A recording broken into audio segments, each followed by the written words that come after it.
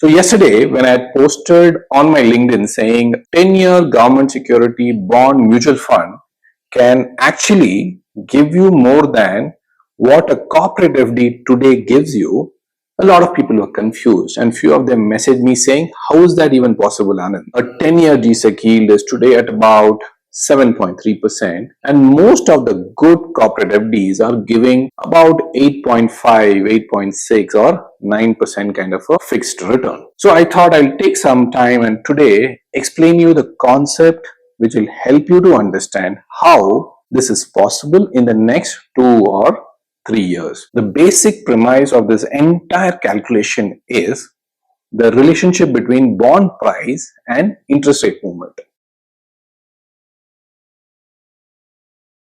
Let me explain that with a simple example. If the interest rate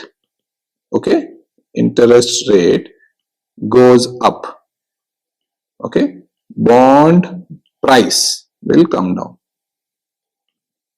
And if the interest rate goes down, bond prices will go up. So what I mean by that is, let's take an example of a 10-year GSEC paper. So let's say government issues a 10-year GSEC paper which is in 2023 and the maturity is in 2033.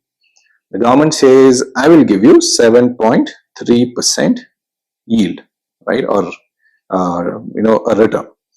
So, and it will also pay you annually. So every year you will make 7.3% from your investment. So let's say you invest 100 rupees in 2023 and now every year around October you will make 7.3 rupees into your account, or you will get 7.3 rupees in your account every October. Let's say you got one in 2024, you got one more in 2025 and you are in 2026 at this point in time. Okay. Now you got 7.3% here, you got 7.3% and you're expected to get 7.3% in October 2026. But what really has happened is RBI comes and says that the inflation is under control, the macroeconomic factors are very good, so I'm going to slowly reduce the interest rate.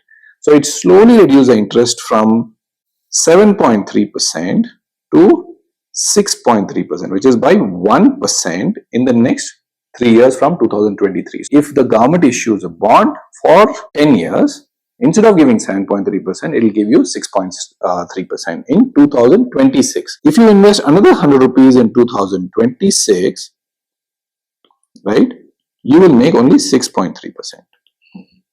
Got it? Now, what happens to the investments that you made in 2023, for which you have already got 2 years of payment? Right? Please note, 10-year GSEC is freely tradable in the market. There's a lot of buyers.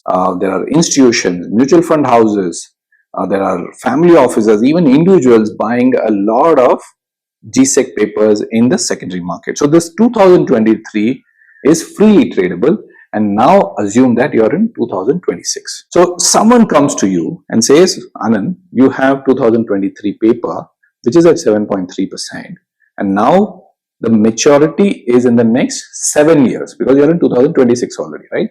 So it will mature in 2033, so that is 7 years.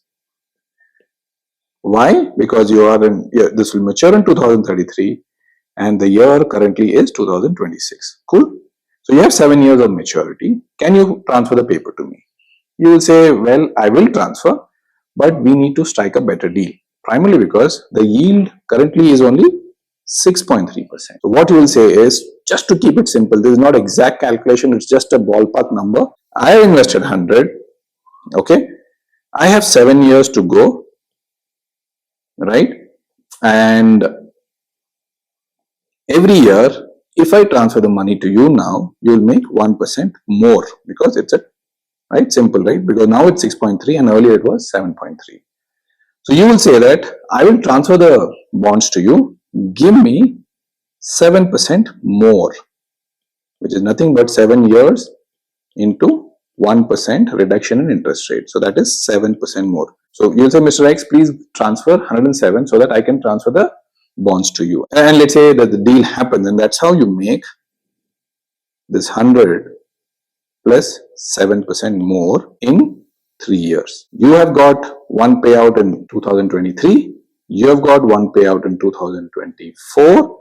You have also got one more payout in 2026, which is where you're dealing, plus 7% more because you dealt with someone who will pay you 7% more. So net net, roughly, you will make about, let's say, 9 here and 28.9%. So you make about 28.9% in 3 years. So 28.9 or roughly about 29% in 3 years, which will translate to close to about 9.3, 9.3% each year.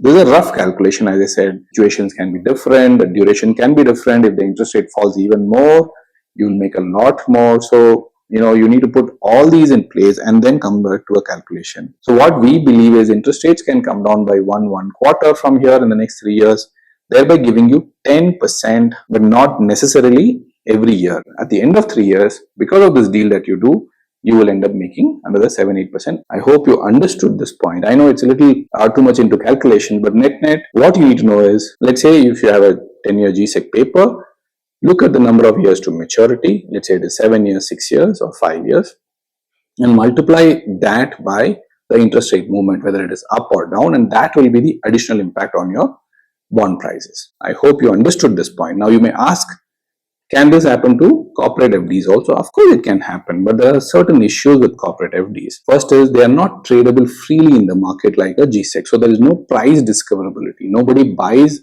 corporate FD in the secondary market. Second big issue is, they are shorter tenure in nature. So for example, the impact is generally felt only when you have a long dated paper like 10 years, 20 years, 30 years. In corporate FD, the maturity of papers is generally 5 years at maximum. The third is, when you invest in sovereign government bond, there is a trust factor there, which is not really there in corporate FD. So the price again that you generally get clearly here will not be the same when it comes to corporate FD. And these are the 3 reasons why corporate FD will not reflect similar return, but the relationship remains the same, which is bond price is inversely correlated to the yield. If the yield goes down, bond prices go up, and if the yield goes up, bond prices go down.